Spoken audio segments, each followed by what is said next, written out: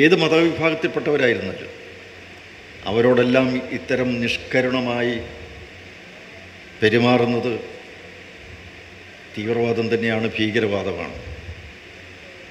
നമ്മെ സംബന്ധിച്ചിടത്തോളം ഹൈന്ദവ സമൂഹം ഒരിക്കലും മതത്തിൻ്റെ പേരിൽ വിവേചനം കാട്ടിയിട്ടില്ല.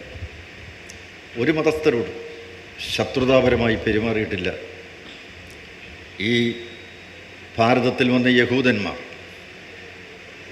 അവർ തിരിച്ച് ഇസ്രയേൽ എന്നൊരു രാഷ്ട്രം രൂപീകരിച്ചപ്പോൾ 1948 ആദ്യത്തെ പാർലമെൻ്റ് അവരുടെ കൂടിയപ്പോൾ ഭാരതത്തിൽ നിന്ന് വന്ന പ്രതിനിധികൾ പറഞ്ഞത് എന്താണ്? ഈ ഭാരതത്തിലെ ഹിന്ദുക്കളെ നമുക്ക് മറക്കാൻ സാധ്യമല്ല. അവർ നമുക്ക് പള്ളികൾ പണിതു തന്നു, നമുക്ക് വേണ്ടി അവർ വിറക് വെട്ടി വെള്ളം കോരി.